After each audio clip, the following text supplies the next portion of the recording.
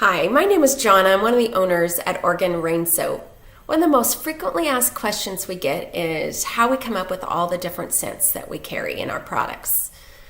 Well, it usually comes from personal, something that I like or Rob or my family or friends, but a lot of times it comes from customers that we see it at a show, or somebody emails us with an idea or asks if we would consider making it. But one of my very favorite stories is we were at the Blackberry Arts Festival in Coos Bay. And it was like maybe the second year we had ever done shows. And this handsome older man came up to our booth and asked us if we made a black licorice scented soap. And I said no, that I didn't, and it wasn't really a scent that I would ever want to make because I don't like the scent of black licorice, but it intrigued me, and he was such a nice man, and he said, oh, it was his favorite, and so I went home and looked it up and found that black licorice actually comes from the essential oil aniseed. So looking further into that, it promotes sweet dreams, and it was supposed to be good for menopausal women.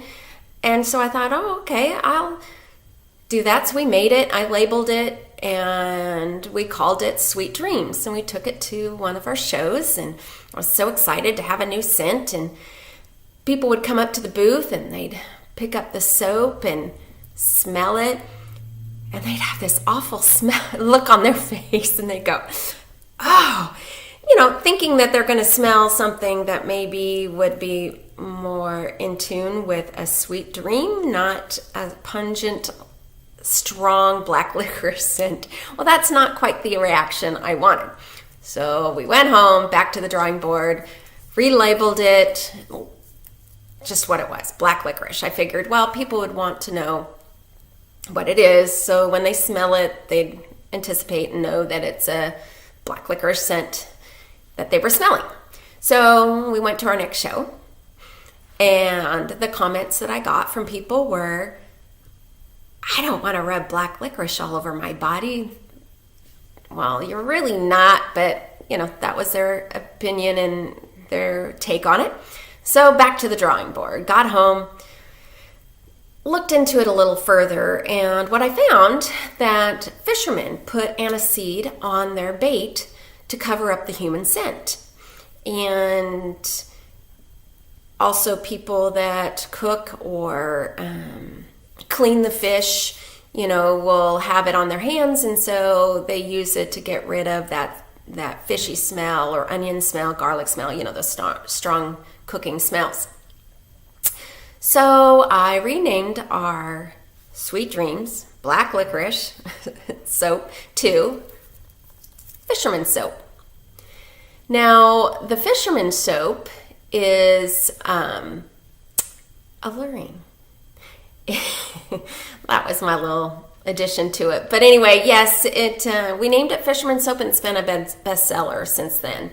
So what people will do is buy it for their fishermen, their hunters, the cooks in the family, so when they wash their hands, it doesn't mask the scent. It actually takes away the human scent and the garlic or onion scent. It's a really nice hand soap. We have also put ground aniseed in it too, so it has a nice little soft exfoliant. So that's a great soap to get for fishermen, or if you like black licorice. So another soap idea came from customers wanting a patchouli soap. Patchouli is a shrub that is an earthy smell. Either people love the scent or they hate it. It was a popular scent in the 60s and 70s.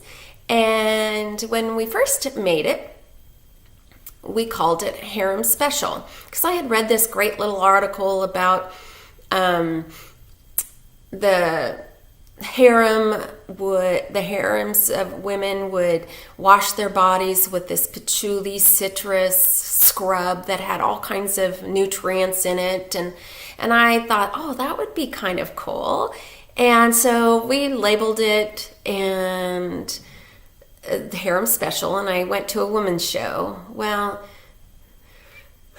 the response wasn't quite what I wanted, and I didn't intend to offend anybody or promote anything that would be wrongful towards women. And so being a sensitive person and wanting to, make a product that I'm proud of, I decided to not call it Harem Special anymore, and we just called it what it was, Patchouli Orange. And there's a picture of the patchouli plant on there. It has sweet orange in it as well. But it's a good soap if you like patchouli.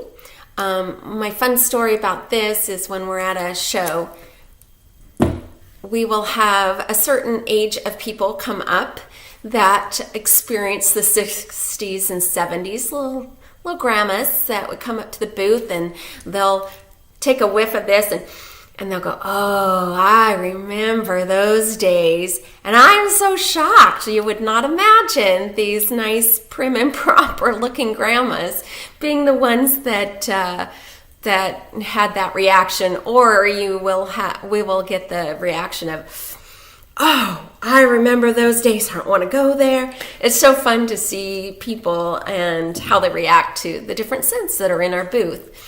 And so, again, if you like patchouli, that is a fabulous one. The citrus in it softens it up a bit, because patchouli can be a real, it's a real earthy scent is the way I can explain it. But a little fun fact, that patchouli is actually in a lot of perfumes because it is a aphrodisiac, apparently, is from what I read. Okay, another soap that we made, it was a request from my dad. He goes hunting, and we've done it for years, camping in the Prineville, Central Oregon area. And he loves the sagebrush scent, and so do I. And going over the mountains and going on the other side, you can just automatically smell all the sagebrush, and it's just brings back great memories. And so we go over there and we clip the sagebrush and we dry it, and we bring it back home and we put it in the soap. So this is our sagebrush, or our Central Oregon Sagebrush Soap. And the fun thing about this is the picture that's on it. I can't really see it, but it is an old homestead that is near where my dad goes hunting. And he has fond memories of going there and staying in that cabin that's there. And he used to tell us all the time of when he was growing up that in the mornings you would have to check your boots to make sure rattlesnakes did not crawl in your boots in the middle of the night. So you didn't want to slip your foot in the boot. Anyway, no thank you. Not for me. Okay, so another soap that we were requested or was asked if we could make or we had was Dragon's Blood. It's a incense and very popular. It's like a patchouli musk, amber. It has some spice to it. It smells wonderful on my husband when he uses it. And teenage boys like it, a lot of men like it. But there's some women that really enjoy it too. So, I mean, it doesn't have to stay just in that gender. Anyway, I just couldn't name it Dragon's Blood. So we renamed it to Dragon Slayer instead.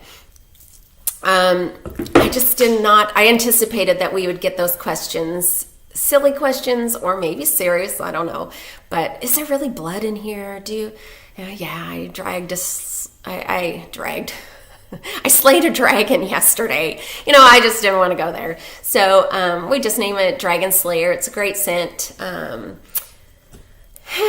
This is our Buster dog cleansing soap. He was our dog, who's my baby. He's a Chesapeake Black Lab cross. Lovely dog, very stubborn, very loving, but stubborn as all get out.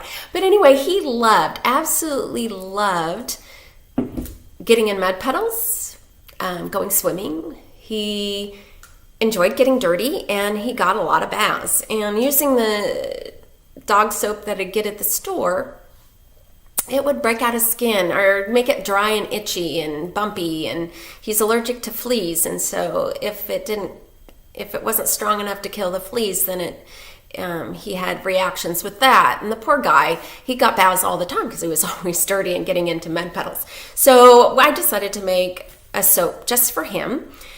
I found that by brewing green tea was very soothing to the skin and helped his itchy dryness. And then we added some herbs in there and essential oils that were safe for dogs that help promote healthy coats and kills fleas naturally, and just a very soothing, moisturizing soap.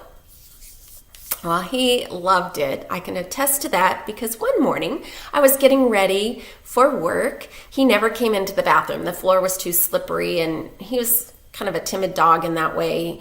And so he never came in. But this morning he came in and plopped himself in front of the shower on the bath mat. I said, "Oh, Buster, what are you doing in here?" And of course, he responded back to me with a wag of a tail.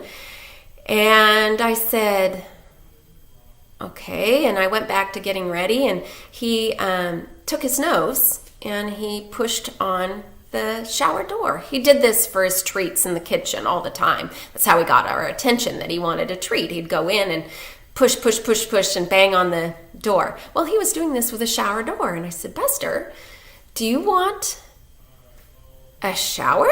And so he got all excited, and I opened up the door and put a special towel down that we cut out the middle, a hole in the middle so it'd go over the drain. And he went right in and plopped down.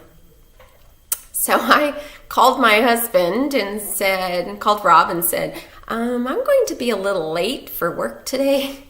And he said, "What's going on?" I said, "Well, Buster wants a shower, apparently." He says, "He wants a shower?" So I explained what had happened. So that day I was late, and Buster got a shower, and he was a happy guy. And, who can deny a dog who wants a shower? Anyway, so that's our Buster's dog cleansing bar. My advice to this is, if you have a dog, cut it in half and put half the bar in your hand, and just take the bar and after you wet down the hair, just scrub the bar on the body, on the hair, and it'll lather up something nice. And they love the massage, and it will help with dry, itchy skin, and it is a great thing to use the bar. It's a little different at first, but the bar is great because it doesn't dissipate, and it goes right where you want it. If you want it underneath the belly, it's just a really easy way to clean your baby, your fur baby. The last two that I'll talk about is our beer and wine soap. So if you have the beer, you need the wine too, right? So anyway, what we do with these is that we take, for instance, the wine. We take the wine and we burn off all the alcohol, just like if you were to cook with it. And then, because otherwise if you didn't, it would seize up the soap and it would be a total mess.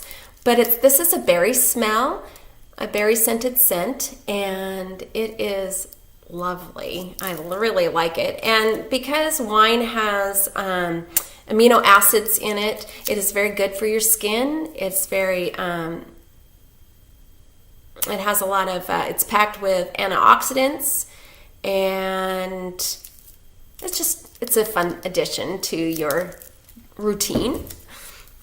And then with the beer, same thing. We take the beer. It's both of those are a local winery and a local brewery. But we take the beer and burn off all the alcohol and put it in. And then it's an oatmeal stout scent, and we grind oatmeal in it.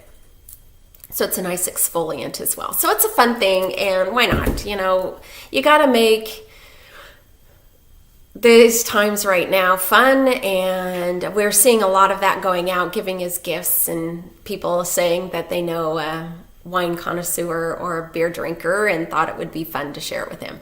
Anyway, I hope you have a great day. Enjoy your time with your family and your friends, and talk with you later. Bye.